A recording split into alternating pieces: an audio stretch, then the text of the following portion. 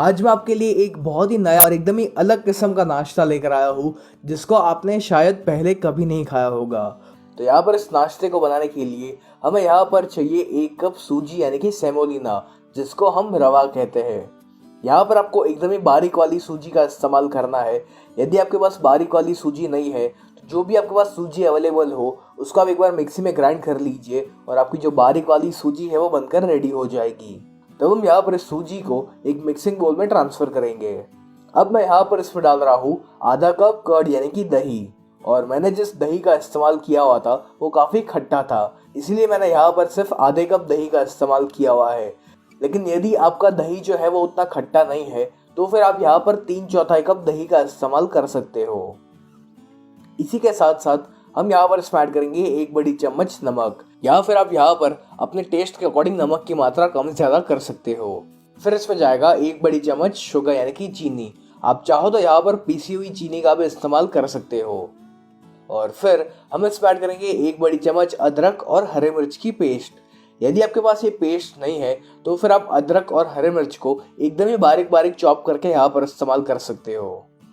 अब हमें यहाँ पर इसमें डालना है लगभग 1 या 2 बड़ी चम्मच तेल।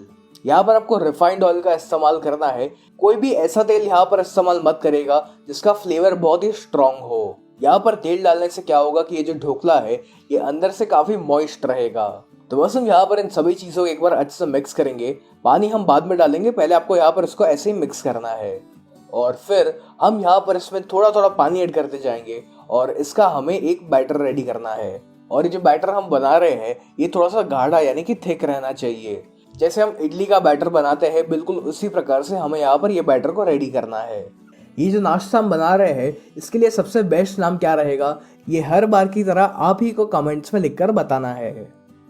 ये जो नाश्ता है इसको बनाना बहुत ही आसान है और ये खाने में भी इतना टेस्टी बनता है ना कि मुझे यकीन है कि इस वीडियो को पूरा देखने के बाद आप इस नाश्ते की रेसिपी को ज़रूर ट्राई करोगे। चलिए, यहाँ पर हमारा जो बैटर है ये बनकर रेडी हो चुका है और इसकी जो कंसिस्टेंसी है यानी कि इसका जो गाढ़ापन है ये बिल्कुल इस प्रकार का होना चाहिए। तो अभी फिलहाल हमें यहाँ पर इस बैटर को ढक कर इसे हम 10 मिनट के लिए साइड पर रेस्ट करने देंगे ताकि जो सूजी है वो पानी पीकर अच्छे से फूल जाए। और जब तक ये बैटर रेस्ट करता है तब तक हम बाकी की सभी तैयारियां कर लेते हैं। अब आपको यहाँ पर इस प्रकार की एक कटोरी लेनी है। आप चाहो तो यहाँ पर कटोरी के बजाय इडली स्टैंड का भी यहाँ पर इस्तेमाल कर सकते हो। तब हम यहाँ पर इन सभी कटोरियों को तेल से पहले अच्छे से ग्रीस कर लेते हैं ताकि जब ये नाश्ता बनकर रेडी हो जाए तो वो इसमें से बहुत ही आसानी से बाहर निकल पाए। चले, यहाँ पर मैंने सभी कटोरियों को तेल से ग्रीस कर लिया है। तो अब आपको यहाँ पर लेनी है एक कढ़ाई। यहाँ पर आप कढ़ाई के बदले एक भगोने का या फिर जो इडली का स्टीमर होता है उसका भी इस्तेमाल कर सकते हो। तो अब हम यहाँ पर इस कढ़ाई में लगभग 2 से 3 ग्लास जितना पानी यहाँ पर ऐड करेंगे और फिर हमें यहाँ पर इस पानी में एक बार उबाल आने देना है।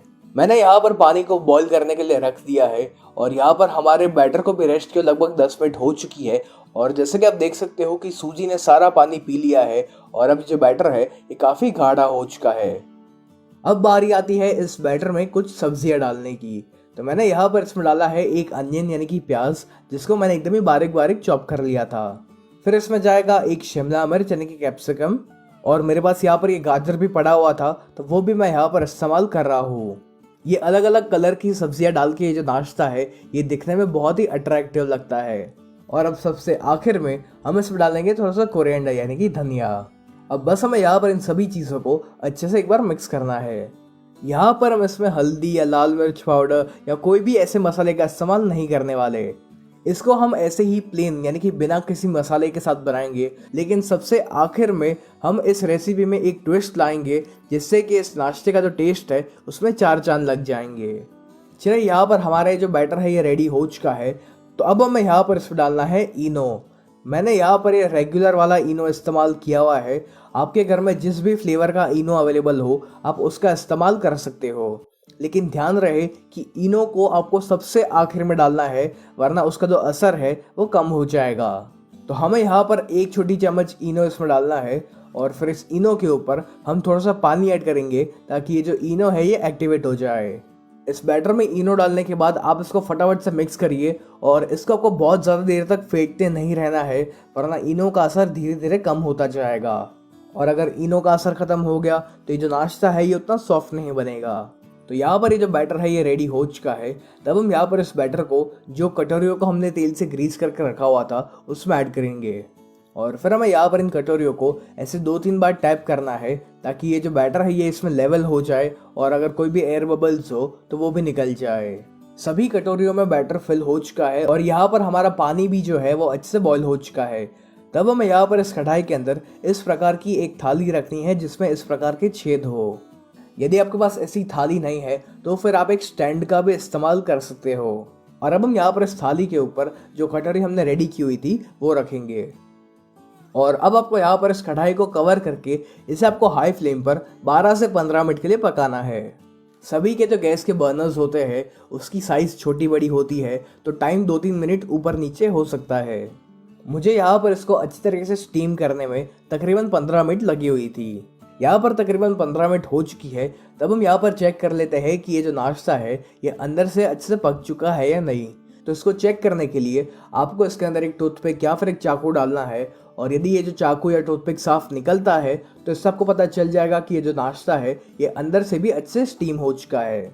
और यदि बाई चांस आपकी टूथपिक के साथ साथ थोड़ा सा बैटर भी बाहर आता है तो आपको यहाँ पर इसको और 5 मिनट के लिए पकाना पड़ेगा। चलिए जैसे कि आप देख सकते हो कि जब मैं इसमें टूथपिक डाल रहा हूँ तो ये जो टूथपिक है ये साफ निकल कर बाहर आ रही है। तो इससे हमें ये पता चलता है कि ये जो नाश्ता है ये अंदर से भी अच्छे स्टीम हो चुका है। तब हम यहाँ पर इन सभी कटोरियों को बाहर निकालेंगे और अब हम यहाँ पर इन सभी कटोरियों को ठंडा होने देंगे। यहाँ पर जब ये गरम गरम हो तभी इसमें से ये ढोकला निकालने की कोशिश मत करिएगा वरना ये टूट सकता है। तो यहाँ पर जल्दबाजी मत करिए, इसको पहले आप पूरी तरीके से ठंडा होने दीजिए और उसी के बाद आपको यहाँ पर इसको निकालना है। तो जब तक ये जो कटोरी ढोकला है ये ठंडा होता है तब तक हम इसके लिए एक बहुत ही बढ़िया सी चटनी बनाएंगे और फिर आखिर में हमें इसी चटनी में इस ढोकला को सेकना है। तो यहाँ पर इस बहुत ही बढ़िया सी चटनी को बनाने के लिए आपको यहाँ पर एक मिक्सर जार में 30 से 35 लहसुन की कलियां यानी कि गार्लिक क्लोव्स लेने हैं। इसी के साथ साथ हम इसमें ऐड करेंगे 1 बड़ी चम्मच लाल मिर्च पाउडर। मैंने यहाँ पर एक कश्मीरी लाल मिर्च पाउडर का इस्तेमाल किया हुआ है जिससे कि इस चटनी का जो कलर है वो काफ़ी बढ़िया आएगा। फिर हम इसमें बहुत ही थोड़ा सा यानी कि 1/4 टीस्पून नमक इसमें ऐड करेंगे और इसी के साथ साथ हमें यहाँ पर डालना है 1 बड़ी चम्मच रिफाइंड ऑयल। अब बस हमें यहाँ पर इन सभी चीज़ों को अच्छे से ब्लेंड करना है और इसकी एक चटनी रेडी करनी है। इस चटनी को बनाने के लिए आप चाहो तो 1-2 चम्मच पानी का इस्तेमाल कर सकते हो। चलिए यहाँ पर हमारी जो चटनी है इसको मैंने अच्छे से ब्लेंड कर लिया है और जैसे कि आप देख सकते हो कि काफ़ी बढ़िया सा कलर भी आया हुआ है इस चटनी में। अब यहाँ पर ये जो ढोकला है ये अच्छी तरीके से ठंडा हो चुका है। तब हम यहाँ पर इन ढोकला को इस कटोरी में से बाहर निकालेंगे। तो इनको निकालने के लिए आपको इसके आजू बाजू इस प्रकार से चाकू घुमाना है ताकि इसमें से बहुत ही आसानी से बाहर निकल जाए और फिर आपको इस कटोरी को पलट कर इसको ऐसे 2-3 बार टैप करना है ताकि जो ढोकला है ये बहुत ही आसानी से निकल जाए। तो जैसे कि आप देख सकते हो कि ये जो ढोकला है ये कटोरी में से बहुत ही आसानी से निकल चुका है और ये जो ढोकला है ये दिखने में जितना क्यूट लग रहा है ना उतना ही ये खाने में टेस्टी भी बना हुआ है। तो बस इसी तरह हम बाकी सभी ढोकला को भी बाहर निकाल लेंगे। आप चाहो तो यहाँ पर इस ढोकला को ऐसे ही खा सकते हो लेकिन मैं इसमें एक बहुत ही बढ़िया सा ट्विस्ट लाने वाला हूँ यानी कि मैं इस ढोकला को जो चटनी हमने बनाई हुई थी उसमें सेकूंगा। तो इसके लिए हमें यहाँ पर एक पैन में या फिर एक तवे के ऊपर 3-4 बड़ी चम्मच तेल डालना है और इस तेल को हम अच्छे से गर्म होने देंगे। तेल जब गर्म हो जाए तब हम इसमें ऐड करेंगे आधा छोटी चम्मच क्यूमिन सीड्स यानी कि जीरा और उस जीरा को हम अच्छे से फूटने देंगे। जीरा फूट चुका है और इसमें से काफ़ी अच्छी सी खुशबू भी आना शुरू हो चुकी है। तो अब जो लहसुन की चटनी हमने रेडी की हुई थी वो हमें यहाँ पर इसमें डालनी है। तो मैंने यहाँ पर 1 बड़ी चम्मच चटनी का यहाँ पर इस्तेमाल किया हुआ है। इसी के साथ साथ हमें यहाँ पर डालना है आधा छोटी चम्मच पाव भाजी मसाला। यकीन मानिए यहाँ पर पाव भाजी मसाला डालने से ये जो तड़का है इसका काफ़ी बढ़िया सा टेस्ट आता है। यदि आपके पास पाव भाजी मसाला ना हो तो फिर आप यहाँ पर गरम मसाले का इस्तेमाल कर सकते हो। और सबसे आखिर में हम यहाँ पर इसमें डालेंगे थोड़ा सा कोरिएंडर यानी कि धनिया। और अब हमें यहाँ पर इन सभी को कुछ सेकंड्स के लिए भूनना है और फिर जो कटोरी ढोकला था उसको आपको इसके अंदर रखना है और इसकी दोनों साइड्स को आपको अच्छे से सेकना है। ये जो सबसे आखिर में हमने चटनी का ट्विस्ट दिया है इस रेसिपी में, इससे इस नाश्ते का जो टेस्ट है वो काफ़ी चेंज हो जाता है और बहुत ही टेस्टी लगता है। चले यहाँ पर हमारे जो नाश्ता है ये अच्छे से सिक चुका है। तब हम यहाँ पर इसको बाहर निकाल देंगे। तो ये जो नाश्ता है दिखने में जितना अट्रैक्टिव है उतना ही ये खाने में टेस्टी, स्पाइसी और बहुत ही अलग है। तो कैसी लगी आपको ये रेसिपी?